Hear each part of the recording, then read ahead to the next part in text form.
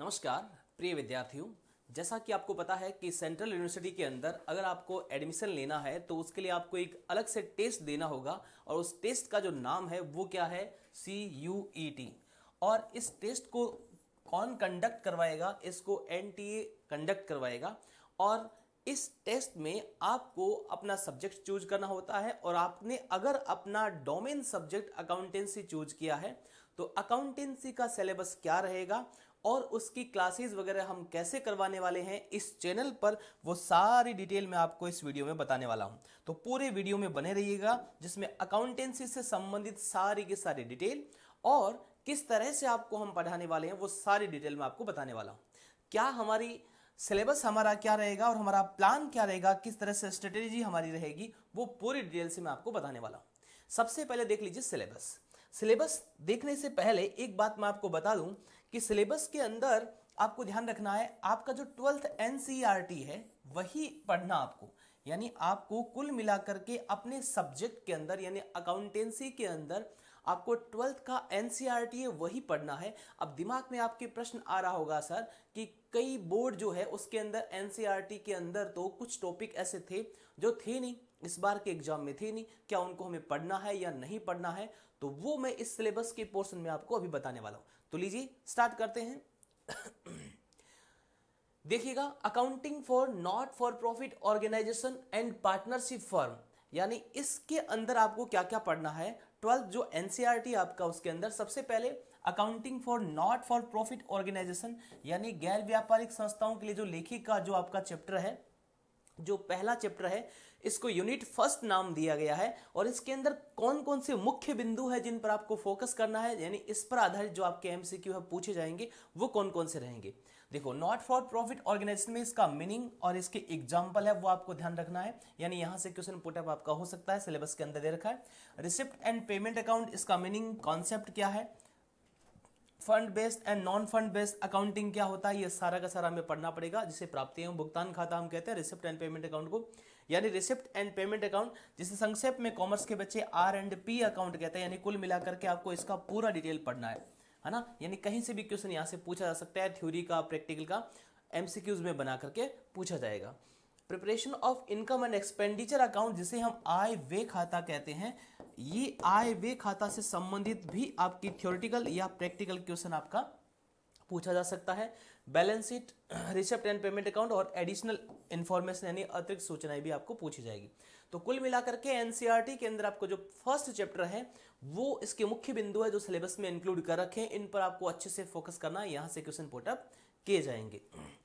इसकी तैयारी हम कैसे कराएंगे, सिलेबस बताने के बाद में मैं आपको ये बात बताने वाला हूं। उसके बाद में जो अकाउंटिंग फॉर पार्टनरशिप है, अकाउंटिंग फॉर पार्टनरशिप के अंदर जो सबसे पहले आपका पार्टनरशिप का इंट्रोडक्शन आता है, जो बेसिक्स होते हैं, उसमें क्या क्या पूछा जाएगा, आपका सिलेबस का पोर्शन क्या है। Nature of partnership form, partnership deed, meaning and importance, यानी पार्टनरशिप का नेचर, पार्टनरशिप की डीड, डीड का मतलब होता है साझेदारी संलेख, क्या है साझेदारी संलेख, इसका महत्व क्या है, इसकी मीनिंग क्या है, ये सिलेबस में रखा गया है। Final account of partnership, partnership के जो फाइनल अकाउंट होते हैं वो पूछे जाएंगे आपको। Fix and fluctuating capital account में डिफरेंस क्या होता है, ये सिलेबस में रखा गया है। Division of profit among the partner, साझेदारों में लाभों का विभाजन किस तरह से किया जाएगा। और profit and loss appropriation account, ये सारी चीजें जो 12th के अंदर आपने थ्योरी और प्रैक्टिकल के अंदर पढ़ रखी है, इन्हीं में से क्वेश्चन पूछा जाएगा। कुल मिलाकर के आपने देखा होगा कि इसके अंदर एक तो गारंटी शब्द नहीं दे रखा है ना, साझेदार को जो गारंटी दे रखी है, गारंटी वाला भी आपके आता है, वो नहीं दे रखा है। और एक होता है पास्ट एडजस्टमेंट, यानी खाते बंद करने के बाद में आपको पता चला कि ये कुछ चीजें रह गई है, तो पास्ट एडजस्टमेंट और गारंटी ये आपको इसमें नहीं दे रखा है। सिर्फ और सिर्फ पास्ट एडजस्टमेंट और गारंटी नहीं दे रखा, बाकी सारी चीजें हैं जो पार्टनरशिप के जनरल इंट्रोडक्शन के अंदर है। तो ये सारी सिलेबस में इंक्लूड है, तो इनको हमें अच्छे से अध्ययन करना है। उसके बाद में आपका रिकॉन्स्टिट्यूशन ऑफ पार्टनरशिप है, यानी साझेदारी फर्म का जो पुनर्गठन है, इसमें आपको प्रॉफिट शेयरिंग रेशियो को अच्छे से पढ़ना है, यानी प्रॉफिट शेयरिंग रेशियो सिलेबस में इंक्लूड किया गया है। सैक्रिफाइसिंग रेशियो और गेनिंग रेशियो दोनों को इंक्लूड किया गया है, यानी new profit sharing ratio, gaining ratio और सैक्रिफाइस रेशियो, यानी रेशियो पर आधारित हमें अच्छे से तैयारी करनी है, रेशियो के क्वेश्चंस पूछे जाते हैं। Accounting for revaluation of assets and liabilities, यानी रिवैल्यूएशन अकाउंट आपको बनाना आना चाहिए। रिवैल्यूएशन अकाउंट को अच्छे से आपको पढ़ना है। रिवैल्यूएशन अकाउंट से संबंधित क्वेश्चंस पूछे जाएंगे और पार्टनरशिप के सिलेबस में एडमिशन के अंदर इसको रखा गया है। गुडविल जो है उसका नेचर है affecting the goodwill, valuation of goodwill, देखो गुडविल का वैल्यूएशन की जो मेथड है उनको भी हमें पढ़ना है। Average profit method, super profit method, multiplier method and capitalization method, यानी कुल मिलाकर के गुडविल के वैल्यूएशन के जितने भी मेथड है सब हमें पढ़ने अच्छे से। एडमिशन ऑफ पार्टनर के इफेक्ट क्या क्या होते हैं, एडमिशन के पार्टनर के change in profit sharing ratio क्या होता है आपका, अकाउंटिंग ट्रीटमेंट क्या होगा, revaluation account, reserve and surplus, वही चीजें हैं, ये सब आपने को पढ़नी है। एडजस्टमेंट ऑफ कैपिटल, ध्यान देना भाई, एडजस्टमेंट ऑफ कैपिटल भी हमने पढ़ना है। उसके बाद में retirement death of A partner. अब देखो retirement death of A partner हो सकता है किसी बोर्ड के विद्यार्थियों के लिए सिलेबस में नहीं रहा हो, तो इसका मतलब ये नहीं है कि आपके CUET के एग्जाम के अंदर ये नहीं पूछा जाएगा। CUET के एग्जाम में ये पूछा जाएगा। अगर आपके बोर्ड के सिलेबस में आपने इसको पढ़ रखा है, मान लो आप जिस भी बोर्ड से बिलोंग करते हैं उसमें आपने पढ़ रखा है तो अच्छी बात है। अगर आपने नहीं पढ़ रखा है तो भी आपको पढ़ना है। अगर आपको सेंट्रल यूनिवर्सिटी के अंदर एडमिशन लेना है तो वहां इस एग्जाम के अंदर आपको रिटायरमेंट और डेथ ऑफ ए पार्टनर को पढ़ना पड़ेगा। क्या क्या इसके अंदर, प्रॉफिट शेयरिंग रेशियो का जो चेंजिंग है वो है, ट्रीटमेंट ऑफ गुडविल है, revaluation of assets and liabilities है, एडजस्टमेंट ऑफ प्रॉफिट है, रिजर्व है, इनको हमें पढ़ना होगा। उसके बाद में आपका डिसोल्यूशन ऑफ पार्टनरशिप फर्म, इसके बारे में मैं बता दूं आपको, फर्म का समापन जिसको हम कहते हैं, ये भी हो सकता है किसी बोर्ड के विद्यार्थियों ने नहीं पढ़ रखा हो या उनके सिलेबस में बोर्ड में नहीं रखा हो। जो आपका करंट इसी सेशन के अंदर 2022 के अंदर बोर्ड में बैठे विद्यार्थी हैं, तो उन्होंने अगर नहीं पढ़ रखा है बोर्ड में तो कोई बात नहीं, लेकिन आपको CUET का एग्जाम देने के लिए आपको पढ़ना पड़ेगा और वो हम पढ़ाएंगे इसी के अंदर, आपको इसी चैनल के अंदर आपको करवाएंगे सारी की सारी चीजें। Meaning, settlement of account, preparation of realization account, related account और क्या क्या, इनको छोड़ देना है। जो क्रमिक आपका डिस्ट्रीब्यूशन होता है, सेल टू कंपनी और सॉल्वेंसी ऑफ ए पार्टनर, इसको छोड़ करके, यानी सीधा सीधा सिंपल रूप से आपको realization account, partner capital account, balance sheet, ये सारी चीजें आपको पढ़नी है और एंट्रियां क्या की जाती है, तो ये सब हम पढ़ाने वाले हैं आपको। अकाउंटेंसी का डोमेन सब्जेक्ट अगर आप चूज करते हैं तो उसकी तैयारी हम इसी चैनल पर आपको करवाएंगे। उसके बाद में company account and financial statement का एनालिसिस है। उसके अंदर आपका accounting for share capital and debenture, उसको आपको पढ़ना अच्छे से। शेयर कैपिटल की मीनिंग है, नेचर है, टाइप्स है, share capital, equity share, preference share, सब पढ़ना। Over subscription, under subscription, share का इश्यू कैसे कैसे होता है, प्रीमियम, एट पार, देखो ध्यान देना है, issue at par, premium, discount पे तो शेयर का इश्यू होता नहीं है कंपनी अधिनियम 2013 के अनुसार। Calls in arrear, calls in advance, यानी calls in arrear, calls in advance बड़ा इंपॉर्टेंट है जिस पे आधारित क्वेश्चंस पूछे जाते हैं। Issue of share for other than cash, अगर कोई हम एसेट्स वगैरह परचेज करते हैं उसके बदले में शेयर देते हैं तो उसको भी हमें पढ़ना है।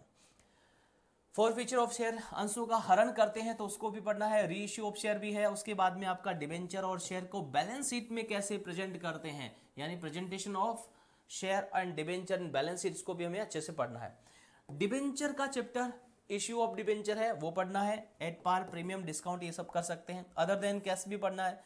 रिडम्पशन ऑफ डिबेंचर पढ़ना है। Out of proceeds of the fresh issue share, accumulated profit and sinking fund, यानी सिंकिंग फंड बना करके अगर आप डिबेंचर का रिडम्पशन करते हैं तो किस तरह से किया जाएगा, यानी आपको कंप्लीट चैप्टर पढ़ना है कुल मिलाकर के, शेयर वाला और डिबेंचर वाला अच्छे से पढ़ना है। उसके बाद में एनालिसिस ऑफ फाइनेंशियल स्टेटमेंट के अंदर आपको financial statement of A company, company की जो फाइनेंशियल स्टेटमेंट है, जैसे आपका बैलेंस शीट है, स्टेटमेंट ऑफ P&L है, इनका तो अच्छे से एनालिसिस करना ही करना है। स्टेटमेंट ऑफ P&L और बैलेंस शीट का अच्छे से एनालिसिस करना ही करना है। और इसकी थ्योरी से रिलेटेड है, जो क्वेश्चन है वो पूछे जा सकते हैं, सिलेबस में पूरा दे रखा है तो आपको अच्छे से पढ़ना है इसको। Financial analysis, meaning, significance. Financial analysis का मतलब होता है वित्तीय विवरण कौन कौन से आपके होते हैं, इसके पर्पस क्या है, इसके लिमिटेशंस क्या है। टूल फॉर फाइनेंशियल एनालिसिस, जैसे कॉम्पेरेटिव है, कॉमन साइज है, ये सारा अच्छे से पढ़ना है। 12th स्टैंडर्ड में आपने पढ़ा ही होगा, बड़े इंटरेस्टिंग टॉपिक है आपका common size, comparative financial statement जो आप बनाते हैं, जिसमें बैलेंस शीट भी बनाते हैं, स्टेटमेंट ऑफ P&L भी बनाते हैं। ये आपको कंप्लीट NCERT के अंदर आपने 12th में जो पढ़ा है उसी चीजों को पढ़ना है। अकाउंटिंग रेशियो, अकाउंटिंग रेशियो यानी लेखांकन अनुपात जो है उसका थ्योरी में मीनिंग, ऑब्जेक्टिव वगैरह।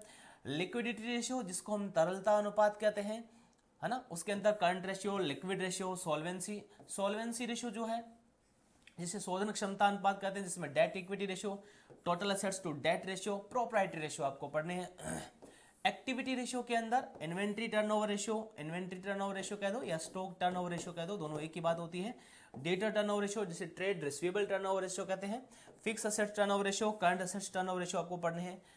लाभदायकता अनुपात जिसे हम प्रॉफिटेबिलिटी रेशियो कहते हैं, उसमें आपको gross profit ratio, operating ratio, net profit ratio, return on investment, earning per share यानी EPS, dividend per share, profit earning ratio, PE ratio, ये सारे रेशियो अपने को पढ़ने हैं। उसके बाद में statement of changes in financial position, statement of changes in financial position जो फोर्थ यूनिट रखी गई है, उसके अंदर क्या पढ़ना आपको, कैश फ्लो स्टेटमेंट पढ़ना। अब फिर मैं वापस कहूंगा कि कई ऐसे बोर्ड रहे हैं जिन्होंने कैश फ्लो स्टेटमेंट को इस बार के परीक्षा के अंदर शामिल नहीं रखा था, लेकिन अगर आपको सेंट्रल यूनिवर्सिटी के अंदर शामिल होना है, देश की टॉप सेंट्रल यूनिवर्सिटी में अगर आपको इंक्लूड होना है, तो आपको सीयूटी के एग्जाम के अंदर क्रैक करने के लिए, आपको अच्छा रैंक हासिल करने के लिए आपको कैश फ्लो स्टेटमेंट भी पढ़ना पड़ेगा। वो हम इसी चैनल पे आपको पढ़ाने वाले हैं। इसकी मीनिंग जो है, ऑब्जेक्टिव है, प्रिपरेशन कैसे बनाते हैं, एडजस्टमेंट रिलेटेड, डेप्रिसिएशन है, डिविडेंड है, टैक्स है, sale and non purchase of non current assets है, ये सारा का सारा जो आईसीएआई के शेड्यूल के अनुसार है वो सारा का सारा आपको पढ़ना है। तो कुल मिलाकर के आपको 12th का एनसीईआरटी का अकाउंटेंसी का जो पूरा का पूरा सिलेबस है वो कवर करना है। इसके अलावा और इंपॉर्टेंट बात बता दूं मैं आपको, कंप्यूटर भी आपको कवर करना है, कंप्यूटराइज अकाउंटिंग सिस्टम, इसको भी कवर करना है। इसमें overview of computerise accounting system, concept, typing, ये सारा पढ़ना आपको। कंप्यूटर के जो है टॉपिक उनको भी पढ़ना है, यानी किस तरह से हम अकाउंट्स का काम कंप्यूटर में कर सकते हैं वो सारी डिटेल पढ़नी है आपको। यूजिंग कंप्यूटराइज अकाउंटिंग सिस्टम, इसका स्टेप, इंस्टॉलेशन, डाटा एंट्री, सारा का सारा आपको ये भी पढ़ना है। उसके बाद में डीबीएमएस भी आपको पढ़ना है, accounting using database management system. Database management system जो सारा का सारा है अकाउंट्स के अंदर, अकाउंट्स का काम कंप्यूटर में कैसे होता है वो सारा का सारा आपको कंप्लीट इसमें पढ़ना है। स्प्रेडशीट वाला चैप्टर भी आपको पढ़ना है। हो सकता है कई बोर्ड के विद्यार्थियों ने ये 11th के अंदर पढ़ा होगा, डीबीएमएस और आपका स्प्रेडशीट वगैरह है ना, 11th में पढ़ा होगा, लेकिन अभी आपको ये कहाँ पढ़ना है, एनसीईआरटी के अंदर सिलेबस में इसको डाल रखा आपको, तो इसको यहाँ पर आपको पढ़ना है। यानी कई बोर्ड के विद्यार्थी, कई बोर्ड ने इन्होंने कहाँ रखा हुआ है, 11th में रखा है, कई बोर्ड ने इसको 12th में रखा है। एनसीईआरटी ने इसको कहाँ पर रखा है, एनसीईआरटी ने इसको 12th में रखा है। अब ये तो रहा आपका सिलेबस, यानी टोटल सिलेबस अकाउंटेंसी का क्या रहने वाला है ये मैंने आपको बता दिया। अब बात रही स्ट्रेटेजी की कि हम इसको करेंगे कैसे, प्लान हम इसका कैसे करेंगे। देखो, चूंकि सिलेबस हमारा बहुत लेंदी है, सिलेबस हमारा बहुत लेंदी है, तो दो तरीके होते हैं इसको करवाने के। एक तो क्या कि टॉपिक पहले थ्योरी करें इस टॉपिक की, है ना, टॉपिक की पहले हम थ्योरी पढ़ें और उसके बाद में उसके एमसीक्यूज करें। दो तरीके होते हैं।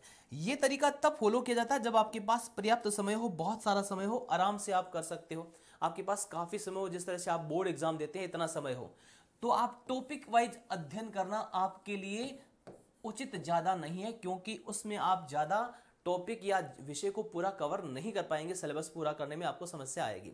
इसलिए टॉपिक वाइज जितने भी एमसीक्यूज है, जो बढ़िया बढ़िया एमसीक्यूज है, और उन्हीं एमसीक्यूज को जब क्लास के दौरान हम सॉल्व कराएंगे, पढ़ाएंगे, वहीं किसको कवर करवा देंगे, टॉपिक को कवर करवा देंगे। यानी कुल मिलाकर के एक पंथ दो काज काम करने वाले हम। पहला यानी एमसीक्यूज हम करवाएंगे, और दूसरा उसी के साथ में आपका टॉपिक कंप्लीट करवा देंगे। जैसे मैं एक एग्जांपल के लिए बताऊं कि जैसे एक क्वेश्चन मैंने आपको यहां पे ले रख दिया, आपको मैं एक क्वेश्चन रख देता हूं कि साझे पूंजी पर ब्याज साझेदारों के लिए है, साझेदारों के लिए है। इंटरेस्ट ऑन कैपिटल पार्टनर्स के लिए क्या है, ऑप्शन रख देता हूं मैं आपका आय, दूसरा रख देता हूं आपका खर्च, आय का मतलब इनकम, खर्च का मतलब एक्सपेंसेस, तीसरा ऑप्शन रख देता हूं ए और दो दोनों, और चौथा रख देता हूं none of the above, none of the above. अब इस एमसीक्यूज को हम पढ़ते हैं तो लिखा हुआ है पूंजी पर ब्याज यानी इंटरेस्ट ऑन कैपिटल। तो हमें इंटरेस्ट ऑन कैपिटल को पूरा खंगालना है, तो हम इंटरेस्ट ऑन कैपिटल की पूरी कहानी आपको बताएंगे। उसमें हम बात क्या करेंगे, इसमें इसी एमसीक्यूज के साथ में ये पूरा टॉपिक कंप्लीट कर देंगे कि इंटरेस्ट ऑन कैपिटल कब दिया जाता है, जब आपका लाभ हो तब दिया जाता है। जब आपने पहले से बातचीत कर रखी हो, प्रावधान कर रखा हो, यानी आपने साझेदारी संलेख में इस तरह का प्रावधान कर रखा हो तब दिया जाएगा, प्रॉफिट होने पर दिया जाएगा, है ना। कितना दिया जाएगा, जितना आपने तय कर रखा है उस रेट से दिया जाएगा। और उसके बाद में हम आंसर पे आ जाएंगे कि पूंजी पर ब्याज साझेदार के लिए आय है, खर्चा किसके लिए है, फर्म के लिए खर्चा है। तो कुल मिलाकर के एक एमसीक्यूज में 4 जो ऑप्शन होंगे ना, तो एक एमसीक्यू हम आपको करवाएंगे लेकिन उसके 4 ऑप्शनों पर व्याख्या सहित बात करेंगे, तो 4 एमसीक्यूज एक में कंप्लीट होंगे, प्लस उसका टॉपिक भी पूरा का पूरा कंप्लीट हो जाएगा। तो ये सबसे बेस्ट तरीका होता है कम समय के अंदर अधिक तैयारी करने का। तो इस तरह से अकाउंटेंसी का जो आपका सारा का सारा सिलेबस और स्ट्रेटेजी अपना करके हम अपना सिलेबस कवर करने वाले हैं। तो उम्मीद करता हूं कि जितने भी विद्यार्थी सेंट्रल यूनिवर्सिटी के अंदर इंटरेस्ट रखते हैं और सेंट्रल यूनिवर्सिटी के अंदर जाने का जिनका सपना है, उनका सपना निश्चित रूप से ये जो उत्कर्ष का चैनल है वो पूरा करेगा। और आप जी जान से मेहनत करेंगे और आपने जो तय किया है, वो लक्ष्य तय किया, वो आप प्राप्त करेंगे। ठीक है, ओके, थैंक यू।